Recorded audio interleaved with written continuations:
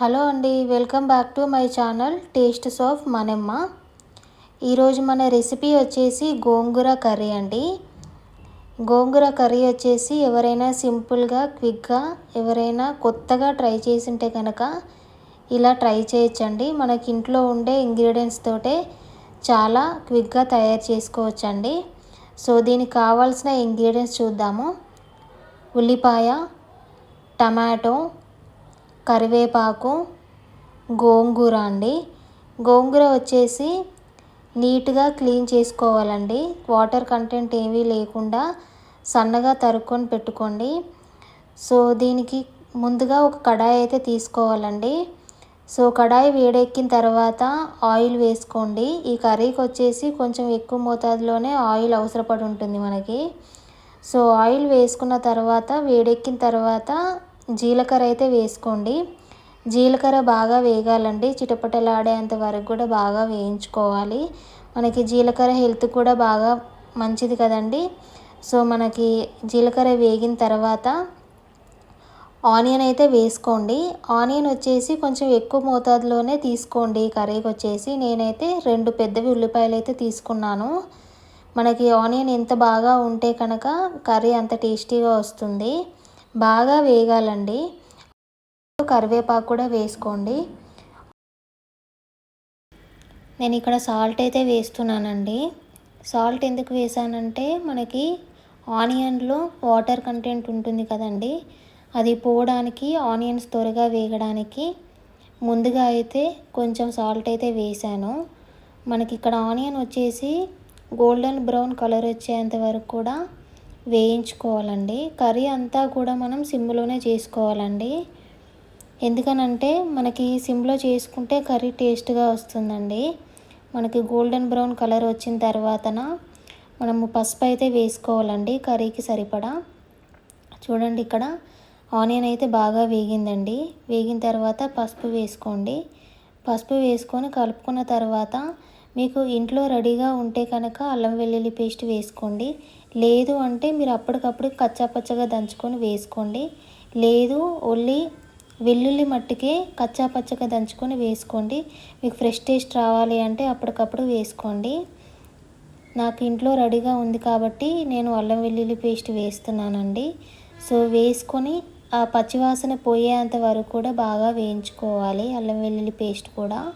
So బాగా వేగిన తర్వాతన మనకు ముందుగానే తరుక్కొని పెట్టుకున్న గోంగూర ఉంది కదండి, ఆ గోంగూర అయితే వేసుకోవాలి. మనకి కర్రీ అంతా కూడా సిమ్లోనే చేసుకోవాలండి. సిమ్లో చేసుకుంటే కనుక మనకి కర్రీ అనేది అడుగంటుకోకుండా బాగా టేస్టీగా వస్తుందండి. ఇక్కడ అల్లం వెల్లుల్లి పేస్ట్ వేగిందండి. బాగా వేగిన తర్వాత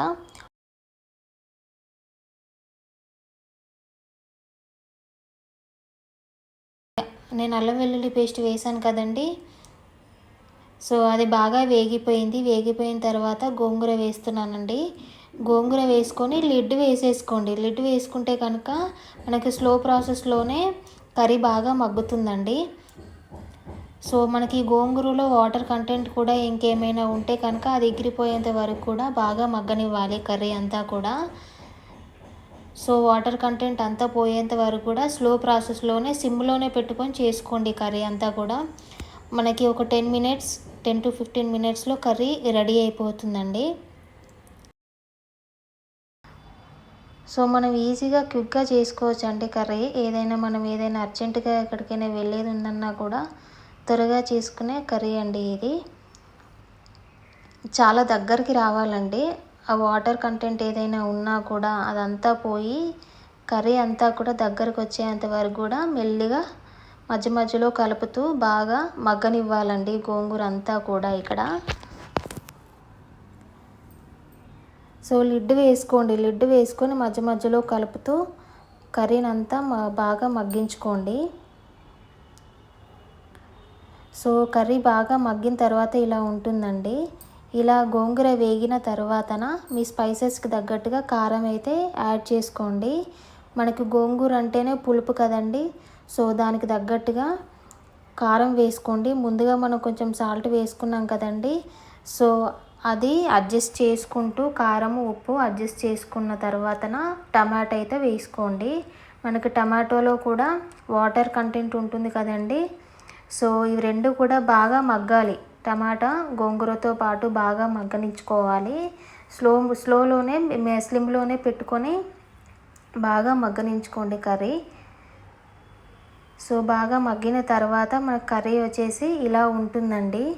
సో ఇక్కడ టేస్ట్ అయితే చూసుకోండి. మీకు ఉప్పు కానీ కారం కానీ అడ్జస్ట్ అవ్వలేదు అంటే కనుక ఈ టైంలో వేసుకొని బాగా మగ్గించుకోండి. మనకు పులుపు కాబట్టి కొంచెం కారం ఉప్పులు కొంచెం బాగానే పడతాయండి కర్రీకి అంతా కూడా. సో బాగా మగ్గిపోయిన తర్వాత నేను ఇక్కడ ధనియా పౌడర్ అయితే వేస్తున్నానండి. ధనియా పౌడర్ వేసిన తర్వాత ఒక 2 నిమిషాలు మగ్గనిస్తే కనుక మనకి టేస్టీ గోంగూర కర్రీ అయితే రెడీ అండి. సో ఎవరైనా కొత్తగా ట్రై చేసిన వాళ్ళు ఉంటే కనుక ఈ రెసిపీని ట్రై చేయండి. చాలా టేస్టీగా ఉంటుందండి.